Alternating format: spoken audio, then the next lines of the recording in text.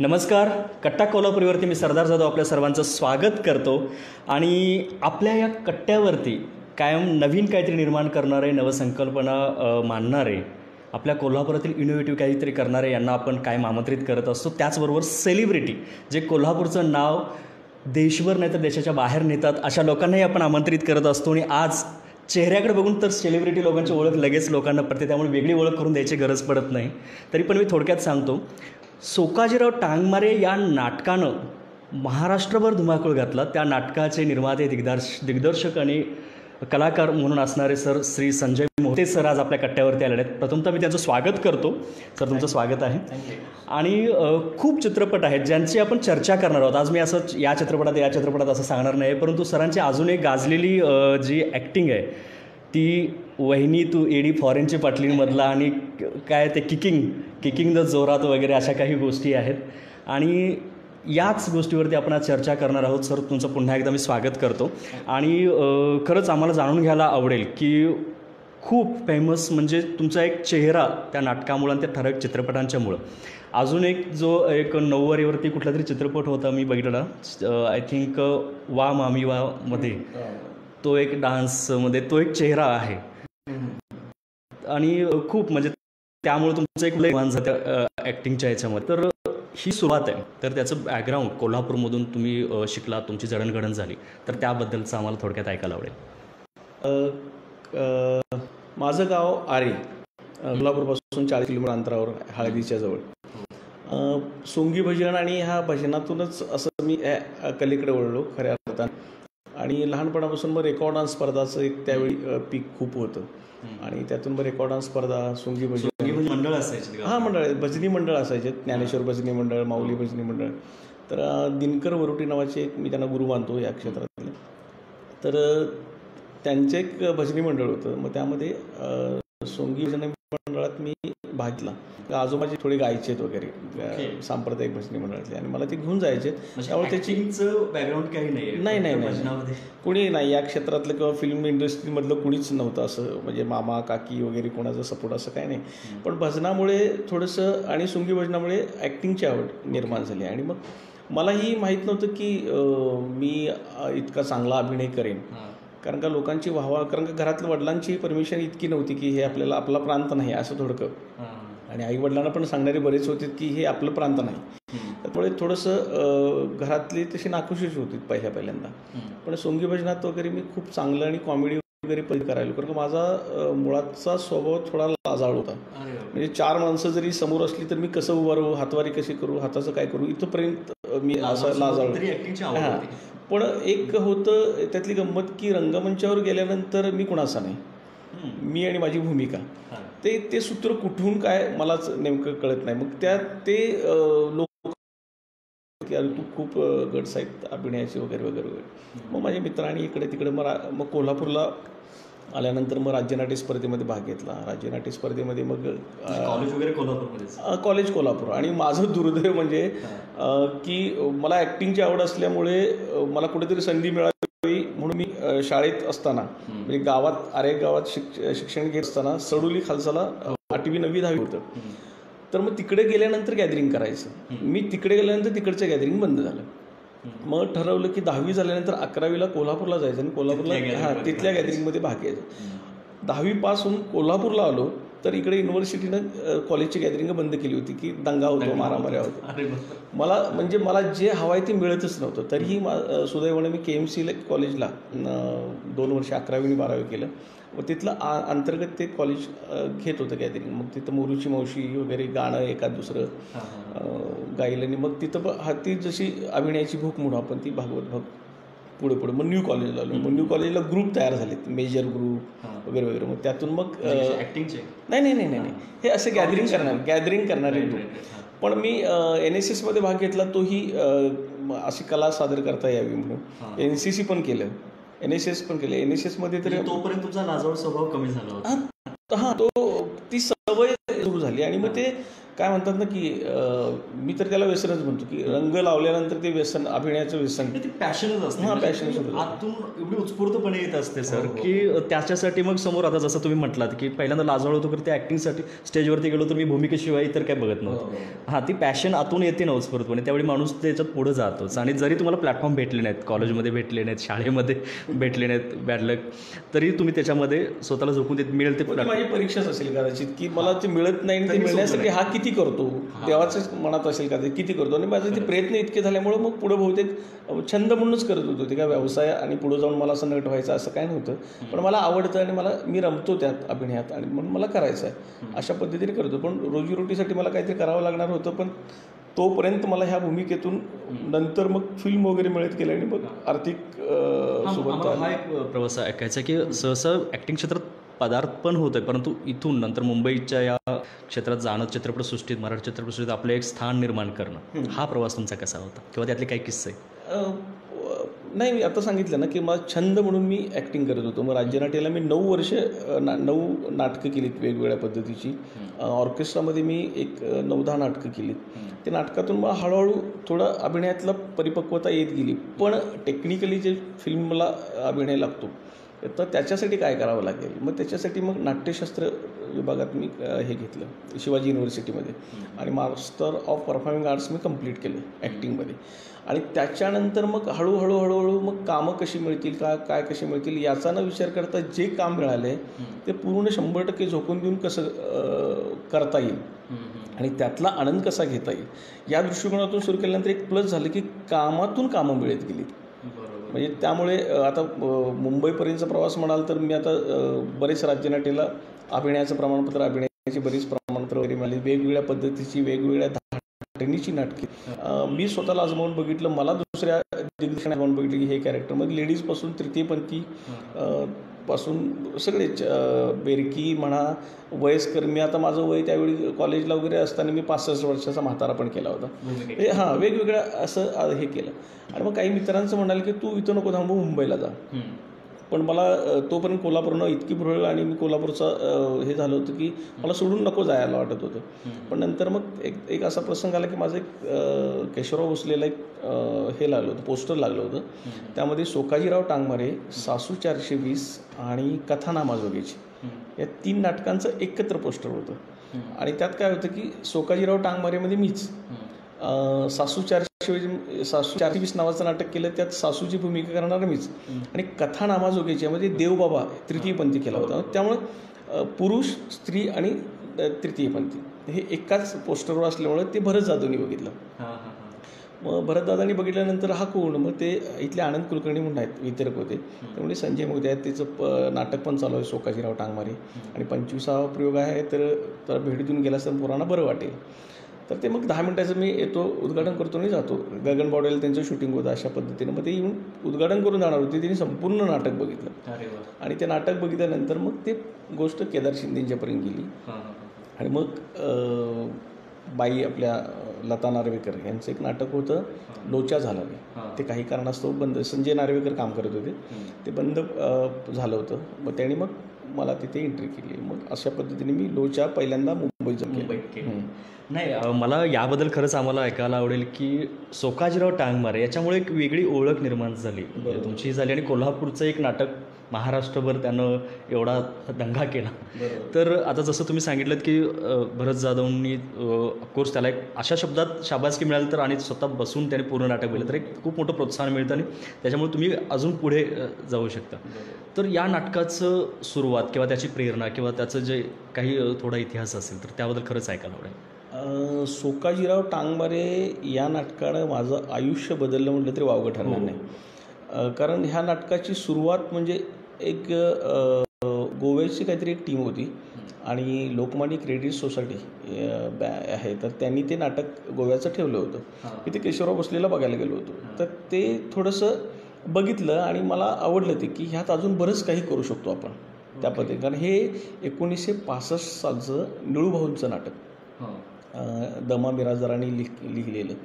तर निळूभाऊनी मला वाटते 70 एक प्रयोग केले त्यानंतर, आणि त्यानंतर ते थांबलं होतं नाटक. त्यानंतर इतक्या वर्षात कुणीही त्या नाटकाकडे बघितलं नव्हतं आणि ते अडगळीत पडलेलं नाटक म्हणून ते गोव्याच्या एका टीमने केलं. आणि त्यात मला बरंच दिसलं की ह्यात अजून बरंच काही आहे पण करू शकतो आपण. आणि मग तिथून प्रोसेस सुरू झाली की ते नाटक कसं मिळवत आहे. मग आम्ही दवांना भेटलो. मग त्यात माझी अट होती की ह्या नाटकात मी खूप बदल करणार होतो, कारण का ते 3 लेडीज होत्या, त्यातल्या 2 लेडीज ठेवणार होतो आणि 1 लेडीजला तृतीयपंथी करणार होतो. मग तो तृतीयपंथी असेल तर मग त्यांनी ठीक आहे आता काय इतकं तू काय बदल करणार आहेस इतकं आपण बघितलं, त्यांनी परमिशन दिली. आणि मग टीम गोळा करायची कशी, तर मग शिवाजी युनिव्हर्सिटीमध्ये नाट्यशास्त्र विभागात मी शिकत असताना मला फक्त अपेक्षित होतं की नुसतंच वर नाटक करूया म्हणणारे असे न म्हणण्यापेक्षा आतून ज्याला नाटकाची आवड आहे आणि मला खरंच काहीतरी करायचं आहे आयुष्यामध्ये, करिअर करायचं आहे, अशा मुलांना मी एकत्र केलं. मग ते कोकणातली पण होती, आजऱ्याची होती, मिरजेचा एक आहे, कवटे महाकाळ म्हणजे इकडचा पण, सोलापूरचा वगैरे, अशी वेगवेगळे ती मुलं एकत्र केली आणि आमची रिहर्सल सुरू झाली. रिहर्सलमध्ये बऱ्याच निर्माता मिळत नव्हता.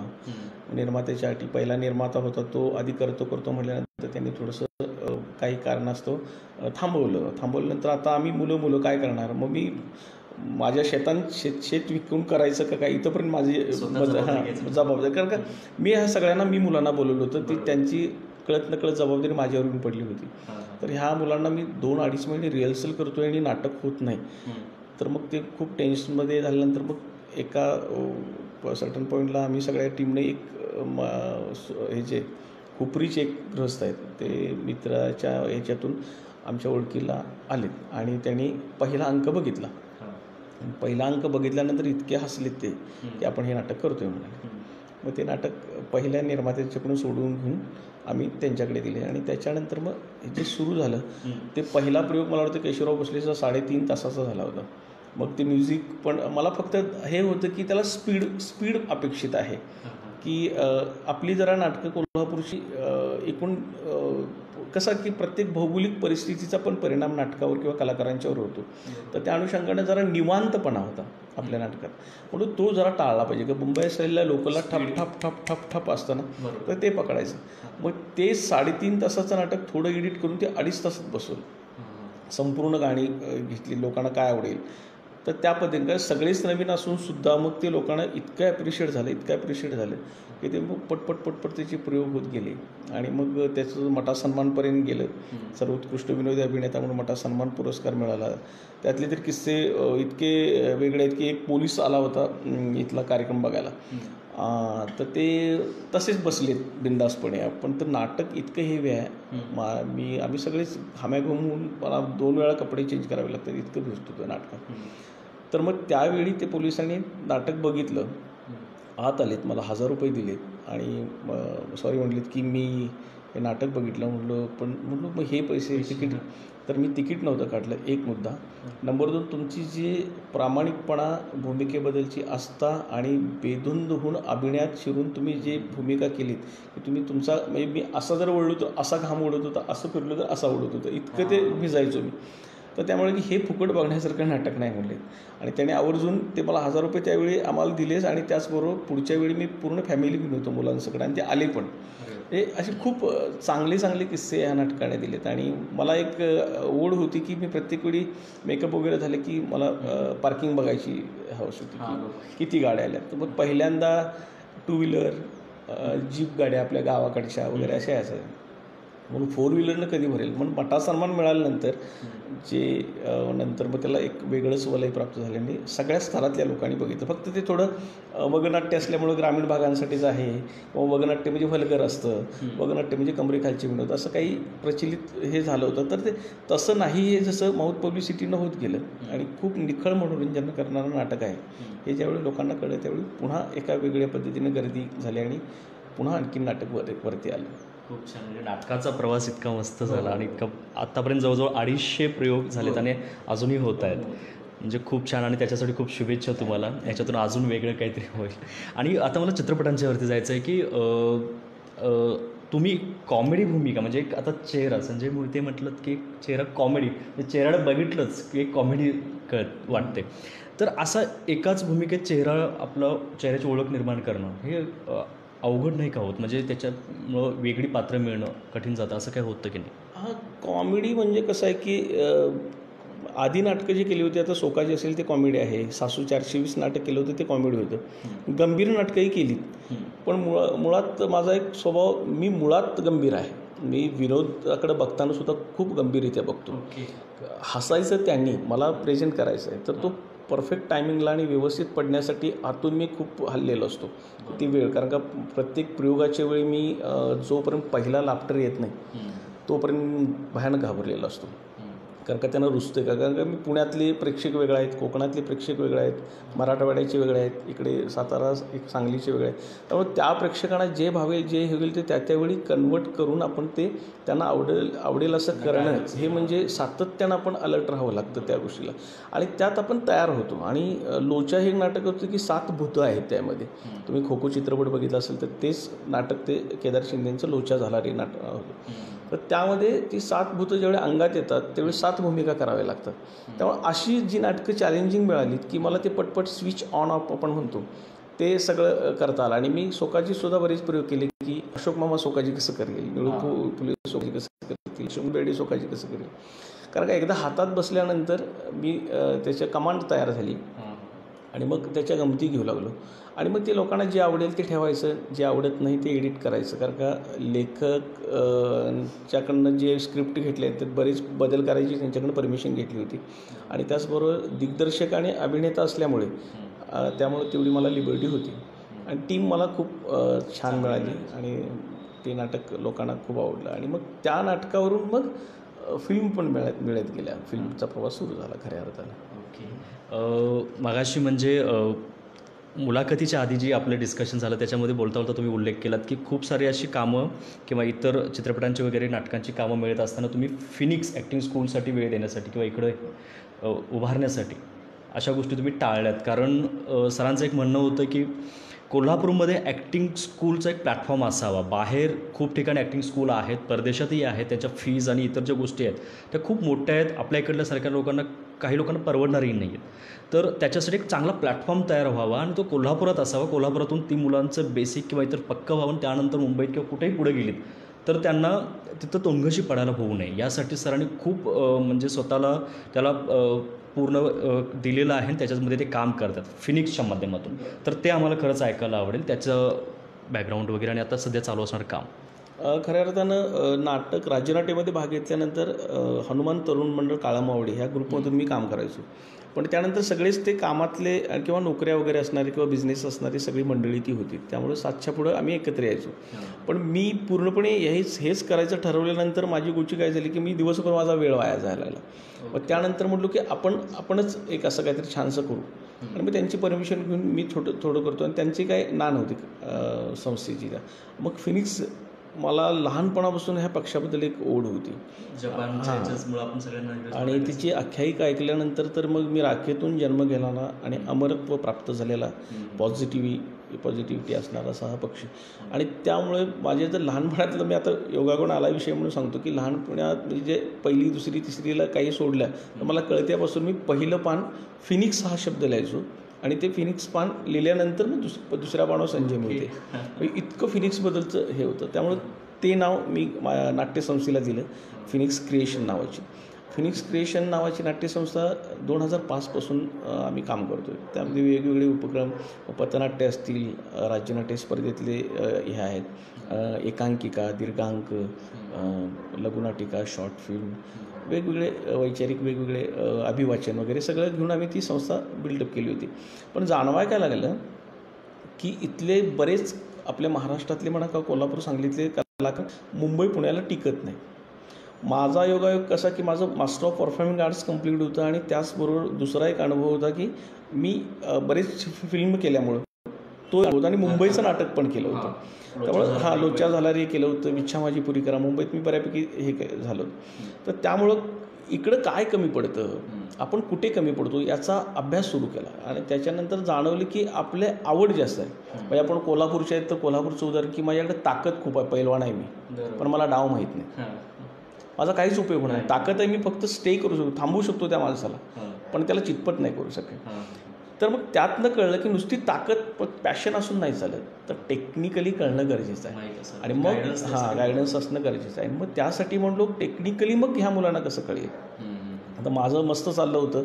मी हे करत असताना फिनिक्स ॲक्टिंग स्कूल सुरू करायचं ठरवलं आम्ही आमच्या टीमच्या ह्याच्यातनं. तर मग थोडंसं माझे मित्र पण जे जवळचे आहेत ते चाललं आहे ना तो बरं, खूप तुला मागणी आहे तर तू कशाला हे आणि नवीन प्रतिस्पर्धी तयार करतोस वगैरे असं झालं. पण ठीक आहे म्हटलं की पण ह्यातले काही मुलं जर तयार झाली पण माझी कामं त्यामध्ये खूप गेली. म्हणजे बरीच चांगल्या संध्या मला हुकल्या, कारण का हे उभं करत असताना थोडासा गोंधळ वेळ द्यावा लागला. आणि मग ह्या मुलांसाठी काहीतरी करूया. तर ह्याचं आणखीन एक महत्त्वाचं कारण म्हणजे बरीच मुलं म्हणजे 5-5 लाख 3 लाख रुपये एका तर मुलानं घरची रिक्षा विकून ते सगळे पैसे घेऊन मुंबईला गेला, तर कुठल्या तरी स्टुडिओत गेला, हे पैसे त्याने मला शिकवा, त्यांनी मग 2-3 महिने ठेवून घेतला आणि सोडून दिला. प्रगती काहीच नाही किंवा हातात काहीच नाही, अशी मुलं फ्रस्ट्रेशनमध्ये मी बघितली.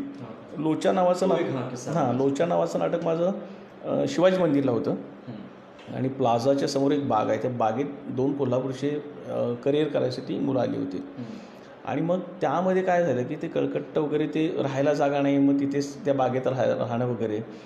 आणि मग ते मुलं लोचा कोल्हापूरचा हिरो आहे म्हटल्यानंतर ते नाटक आपल्याला पास मिळतो का बघायसाठी शिवाजी मंदिरला. मग शिवाजी मंदिरला तिथं विचारलं ते शिपायांना की पास मिळतील का. मग तो आला म्हटला की सर 2 कोणतरी कोल्हापूरची मुलं आहेत त्यांनी नाटकाचे पास मागत आहेत. म्हणून माझ्या तर नाव काय सांगितलं तर नाव काय माहिती आहे असं म्हणून. आणि मग म्हणून द्या मग ते पास द्या, कारण का मला थोडे 5 ते 6 पासाचं परमिशन होतं. तर ठीक आहे म्हटलं द्या, आज कोण नाही तर ते आलीत मुलं. आणि त्याच्यानंतर नाटक बघितल्यानंतर मला भेटल्यानंतर मग का आलाय तुम्ही, तर आम्ही करिअर करायला आलो. कशात, फिल्ममध्ये. तर म्हटलं काय केलं याच्यात, तर काही नाही आवड. हां. मग सर तुम्ही आम्हाला केदार शिंदेंना भेटवा, सर तुम्ही आम्हाला महेश मांजरेकरांना भेटवा, त्यांचा नंबर द्या.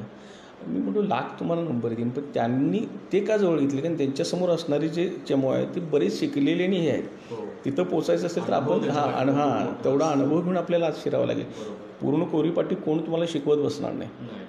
मग हे अशी जी वाहत गेलेले मुलं आहेत ना, तर त्यांच्यासाठी आपण काहीतरी करावं. म्हणून मग मी टर्न म्हणू आपण थोडक्यात नाटकाच्या भाषेत मी थोडंसं मागे आलो पाठीमागे. आणि मग ह्या मुलांसाठी आपण काहीतरी करूया. आणि मग नाट्यसंस्थानंच मग एक फिनिक्स ॲक्टिंग स्कूल सुरू केलं. आणि मग त्यामध्ये एक सिलेबस तयार केला, वेगळ्या युनिव्हर्सिटीचा अभ्यास करून. मी पण शिवाजी युनिव्हर्सिटीमध्ये शिकलो होतो, Mumbai university, Aurangabad university, Pune university. मग त्यात काय होतं की थेअरी आणि प्रॅक्टिकल हा गोंधळ आहे. थेअरी खूप आहे आणि प्रॅक्टिकल कमी आहे. मी त्याचं उलटं केलं, 80% प्रॅक्टिकल आणि 20% थेअरी. त्याच्याच मुळात गरज हां, कारण का ते तुम्ही डिक्शन वगैरे सगळ्याच भाषेपासून सगळा असा थोडं कुठे कमी आहेत ते त्यांना जाणवून द्यायचं. तर मला ॲक्टर व्हायचं म्हणून जर मुलगा आला तर त्याच्याकडे प्लस काय आहे तेही माहीत नसतं आणि मायनस काय आहे ते पण माहीत, ते त्याला जाणवून द्यायचं.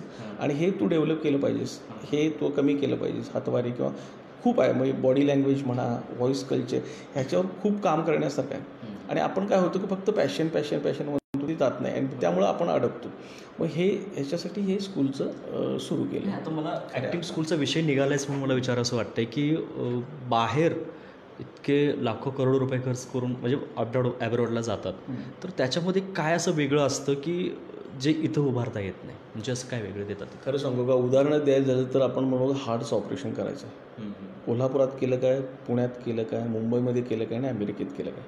हार्टचं ऑपरेशन हार्टच्या ऑपरेशनसारखंच करावं लागतं. डॉक्टर काय वेगळे एफर्ट्स, अनुभव वेगळा असतो, अनुभव आणि फक्त स्थळं वेगळे आहेत. तसं ॲक्टिंग ही सगळीकडे एकच आहे. लक्षात आलं का.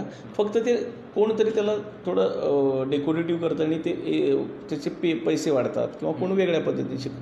त्यामुळे शिक्षण ॲक्टिंगचं घेतलं तर सगळीकडे, कारण का तोच भाग आहे सगळा, वेगळा काय नाही. बरोबर. पण होतं काय की त्याचे फीस बदल आहेत वेगवेगळ्या. आणि मग ते आपल्या सर्वसाधारण कुटुंबातील मुलाला ते पेलाव्यात आणि त्याला ते जवळचं वाटावं आणि त्यालाही करता, कारण का आपल्या मध्यमवर्गीयामध्ये खरंच किंवा ग्रामीण भागात अभिजात कलाकार आहेत आपण म्हटलं तर वावगं ठरणार नाही. कारण खूप काय येतं, फक्त कसं घाबरणं आणि मला जमेल का, मला सामावून घेतील का ती लोक, बरोबर, अशा ह्याच्यात आपण एक पाऊल मागे असतो. त्यातला कलाकार तो दाबून जातो खरंच. आणि खरंच मग चांगले कलाकार अशामुळे मरतात की काय. आता आम्हीही बघितलं, मीही खेड्यातलाच आहे, तर शेताकडे जाता कट्ट्यावर बसल्यानंतर एखादा असा वयस्कर माणूस असतो किंवा आपल्या वडिलांच्या वयाचा असतो की जो मस्त काहीतरी वेगळं करून दाखवतो. प्रत्येक दिवशी कोणतरी म्हणतात आज जरा हे करून दाखव. म्हणजे याचा अर्थ की त्याच्यात लहानपणापासून एक चांगला कलाकार होता, परंतु त्यांना त्याच्यासाठी कधी हे करिअर म्हणून करता येईल या दृष्टीने बघितलेलं नव्हतं. त्यासाठी तुमचा प्लॅटफॉर्म फार चांगला आहे. म्हणजे याच्याकडं येऊ शकतात लोक. आताची जी मुलं आहेत ज्यांच्यात खरंच त्याचं एक स्फोलिंग आहे किंवा त्यांच्यात उत्स्फूर्तपणे त्याच्यात येतं तर येऊ शकतात. त्यामुळे त्याचा प्लस काय की गोवा म्हणा, बेळगाव, कोल्हापूर जिल्हा आहे, सांगली, सातारा, 5-6 जिल्ह्यातून येतात, म्हणजे लांबून लांबून मुलं आहेत. तर त्यामुळं अलगचं एक कौतुक वाटतं की ती मुलं, खूप काही मुलं फिरून आले, 5-5 लाख 3-3 लाख रुपये खर्च करून आलेत, पण पदरात काहीच नाही अशी मुलं. तर त्यांना पुन्हा एकदा, कारण का अशी जिद्दीने जी खरंच काहीतरी करिअर करायचं आहे, अशा हेतून मुलांना शिकवायला पण बरं वाटतं. आणि त्यातून ती पुढं उभी राहिली तर हीच आपली पुंजी, आपण मिळवलं काहीतरी हे मिळवलं. खूप म्हणजे तेच आपलं यश असं वाटतं आपल्याला. आम्हाला आता जरा सर त्याच्यात डायव्हर्ट होऊन काही डायलॉग ऐकायचे आहेत. म्हणजे फॉरेनची बाटलीन याच्यामधले जे तुमचे 2-3 डायलॉग याचे फारच फेमस, आणि त्याच्यामुळे म्हणजे खरंच त्या चित्रपट बघताना ते लोकांच्या मनात ठसून बसतात ना काही ठराविक डायलॉग, त्यातले ते आहेत. पहिला म्हणजे तो वहिनी तू वेडी वगैरे तो तुम्ही म्हटलेला होता तो, आणि दुसरा तो किकिंग द जोरात वगैरे असं म्हटलं होता, तांदूळ घरात. ते कॅरेक्टरच तसं होतं, पक्या भाऊजी. त्यामुळं इंग्लिश बोलतं, कारण का त्याचा भाऊ अमेरिका वगैरे इकडून तिकडची मुलगी करून घेऊन येतो, आणि याला पुढे पुढे करायची खूप हौस असते, असं कॅरेक्टर आहे ते. तर त्यामुळं मी सांगतो असं त्याचा प्रत्येक वेळी पुढाकार होतो. तर त्यातनं ते काही डायलॉग्स लोकांना खूप आवडले. आणि ते असं होतं की वहिनी आत गृहप्रवेश करताना पण ते तांदूळ वगैरे माप ठेवतो ना, ते ओलांडून यायचं असतं. तर तो एक्सप्लेन, तिला कळत नाही ना ते हे काय करायचं नेमकं, हे ठेवलं मी काय करायचं असं. तर तो सांगणार माझा भाऊ तिला, तेवढ्यात वेट मी आहे ना वहिनी, दिस इज उंबरा, उंबरा इज राईस, मापट इज मापट इन राईस. आईच्या माय किकिंग द जोरात, राईस इन घरात, लक्ष्मी आली घरात, काय पाहिजे. अशा पद्धतीनं त्याला जे समजतं ते इंग्लिश, किंवा वहिनीला, तिला मी काय बोलते त्याला मराठीत कळत नाही म्हणून वहिनी तू चक्कनी, वहिनी तू कानी असं म्हणलं, तोपर्यंत त्याला मराठी कळतं. मग ती देव का कानफाडा. असे काही ते सीन आहेत, ते खूप लोकांना आवडले. हो, म्हणजे ठराविक डायलॉग ते मनात घर करत. पण बघून झालं तर बाहेर जाताना जे काही लोक पुढे जातात त्यापैकीचे हे डायलॉग आहेत. ह्या चित्रपटाचं आणखीन एक वैशिष्ट्य म्हणजे मला वाटतं 200 ते 300 वेळा झीवर लागला असेल, आणि तरीही अजून त्याला TRP आहे, आणि अजून ते ह्या चित्रपटाचं खरं वैशिष्ट्य आहे. वेगळं स्थान आहे त्यांचं. सर, आता चित्रपटांचा परत विषय निघाला आहे म्हणून मला खरंच विचारावं असं वाटतं की मराठी चित्रपटांच्या बद्दलचं, म्हणजे त्याच्यामध्ये आता लॉकडाऊनमध्ये म्हणा, लॉकडाऊनच्या नंतर जी परिस्थिती निर्माण झाली त्याच्यामध्ये कसं आहे, म्हणजे आता अवस्था कशी, त्यात नवीन येणाऱ्यांना कशा संधी आहेत याबद्दल.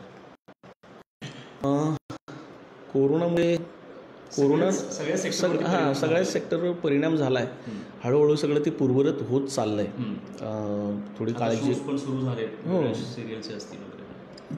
पण परिणाम म्हणजे कसं की आता थोडंसं अभ्यासाने हे करावंच लागणार आहे नवीन येणाऱ्या मुलांसाठी म्हटलं तर तेवढं, आणि स्पर्धा खूप आहे.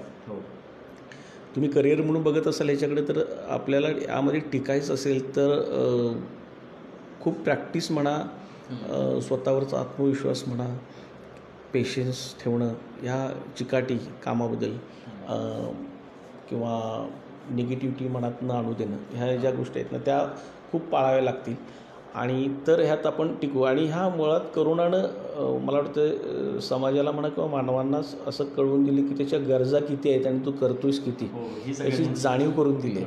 त्यामुळे तू पळत असशील तर तू हे सांभाळून तुला पळायचं आहे याची जाणीव करोनानं करून दिली. पॉझिटिव्ह आपण घेऊ त्याचं, निगेटिव्ह जरी बरंच असेल तर, कारण का ह्या गोष्टी आता लोकांना कळत आहेत जगण्यासाठी किती गरजा आहेत.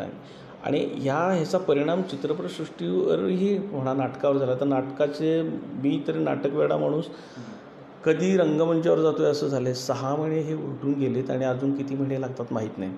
आणि पण त्याच्यानंतर ते रिहर्सल असतील, हे असतील, म्हणून त्यातूनच मी ती स्पर्धा घेतो आहे. फिनिक्स हास्यगौरव गेली 5 वर्ष मी स्पर्धा घेतो. तर यावर्षी कलाकारांनी मला फोन केले की महापूर आल्यामुळे मी ती स्पर्धा कॅन्सल केली होती, कारण का प्रायोजक पण मिळणार नव्हते. अशा ह्या कोरोनाच्या ह्याच्यात कोण प्रायोजकाला तयार नव्हतं. आणि नाट्यसंस्था असल्यामुळे एवढं आर्थिक बजेट आमचं पण नसतं. तर मग त्यातून बऱ्याच कलाकारांचे फोन आलेत की सर आम्ही कोरोना याच्यामुळे इतकं हॅमरिंग झालं आहे आणि अस्वस्थ झालो आहे, डिप्रेशनमध्ये जायलो आहे आणि असं तसं हे आले, तर तुम्ही ती स्पर्धा घ्या, म्हणजे थोडं आम्ही पुन्हा रिहर्सल करू, पुन्हा एकत्र येऊ आणि थोडंसं माइंड आमचं कन्वर्ट होईल. तर ह्या गोष्टी मग पुन्हा कलाकारांच्या पण प्रेक्षकांची पण, कारण का अभिमानाची गोष्ट म्हणजे सोलापूर इकडून लांबून लांबून गाड्या करून हा कार्यक्रम बघायला कोल्हापूरला येणारी माणसं आहेत. तर मग ते ऑनलाईन करायचं ठरलं यावर्षी आणि त्यालाही छान रिस्पॉन्स. 28 स्पर्धक आले होते, त्यातले कोल्हापूरची पहिली, सांगलीची पुण्याची दुसरी आणि साताऱ्याची तिसरी असे हे भेटले. तर सांगण्यात तात्पर्य काय की हे सगळेच तळमळत आहे भूमिकेसाठी न्यायच्यासाठी. आता हे फिल्मचं सुरू होईल हळूहळू. सिरियल तरी सुरू झाल्याच. राजा राणीची जोडीमध्ये तुम्ही पाहिलं असेल की ती पण आता चांगले फॉर्ममध्ये आहे. आणि तर मला वाटतं ते पूर्वरत होईल थोडंसं. आपण म्हणू ना एक थोड्या वेळासाठी ब्रेक आपण म्हणतो ना, जसा ब्रेक ह्या कोरोनाने दिला. तुम्ही स्वतःला डोकावा, अनुभवा, स्वतःच्या गरजा हे करा, फॅमिलीत राहा, ती पण आहेत, सगळा विचार करा आणि पुन्हा पळायला जगू शकतो किती भारी हे दाखवून आणि किती पळायचं नाही, कुठं थांबायचं म्हणा, किंवा पळून छाती फोडून मरण्यापेक्षा पळणं किती गरजेचं आहे का आणि खरंच आहे का, ते त्याची गणित प्रत्येकानं स्वतःला आता घालणं गरजेचं आहे. काय होतं की मोह हा चुकलेला नाही, पण तो किती असावा, कसा असावा. पैसा कोणाला नको, पैसा सगळ्यांनाच हवा आहे, पण हे सगळं सांभाळून कसं करता येईल फॅमिलीने स्वतःला, हे कोरोनानं शिकवलं म्हटलं तर. म्हणजे नातेवाईक किंवा घरच्यांनाही विसरून, स्वतःची हेल्थ विसरून लोक त्या ठराविक पैशाच्या पाठीमागे लागणारे होते ना, त्यांना आता कुठेतरी आता डोकं तर कळालं की नाही, आता याला पण थोडं प्राधान्य दिलं पाहिजे. ते तर गरजेचं आहे. कोरोनामुळे मृत्यू किती स्वस्त झाला तर बघितलंच ना. म्हणजे कसं होतं की एक पद्धत होती ग्रामीण भागातला, तर तोच मी आहे की आपल्याला ज्यावेळी आम्ही लहानपणी कोणतरी गल्लीतलं गावातलं वारल्यानंतर जिथं गर्दी खूप आहे, ज्या ह्याला प्रेताला म्हणू आपण, अंत्ययात्रेला, तो माणूस चांगला असं एक होतं ना. तर ते आत्ता 3 किंवा 2 माणसं ती ओळखीची पण नाहीत अशा पद्धतीनं, म्हणजे मरण इतकं हे झालं आहे. तर मग कशासाठी आपण ह्या करतो आणि का करतो याचा विचार ह्या कोरोनानं करायला लावला किंवा तो करायला हवा, अंतर्मुख केलं. ते माझ्या दृष्टीनं ह्या कोरोनानं थोडं कन्वर्ट किंवा बदललं आपलं. म्हणजे जसं सरांनी सांगितलं की खरंच त्याच्यात उत्स्फूर्तपणा आहे ॲक्टिंगसाठी. त्यांनी पेशन्स ठेवणं फार गरजेची गोष्ट आहे. म्हणजे हे पूर्ववत तर होणारच आहे, सगळ्याच गोष्टी, सगळे सेक्टर आता पूर्ववत होत आहेत. फक्त तेवढा काळ वाट बघावी लागणार आहे आणि आपल्या गरजा त्यामुळे कमीत कमी झाल्या, त्यामुळे आपण ॲडजस्ट करून आता राहू शकतो. मला दुसरं विचारायचं आहे की सर, सेव्ह द अर्थ म्हणजे चिंतन ही शॉर्ट फिल्म होती, सेव्ह द अर्थची. ही म्हणजे तुमचा बायोडाटा बघताना मला त्याच्यामध्ये दिसलेली चिंतन, हां, short film save the earth एक. बरं, तर त्याबद्दलचं काय होतं मला नाही, मग मला ती चुकीची मिळाली असणार, कारण त्याच्यामध्ये बायोडाटा करताना मग शॉर्ट फिल्ममध्ये पण तुमचं नाव दिसलं.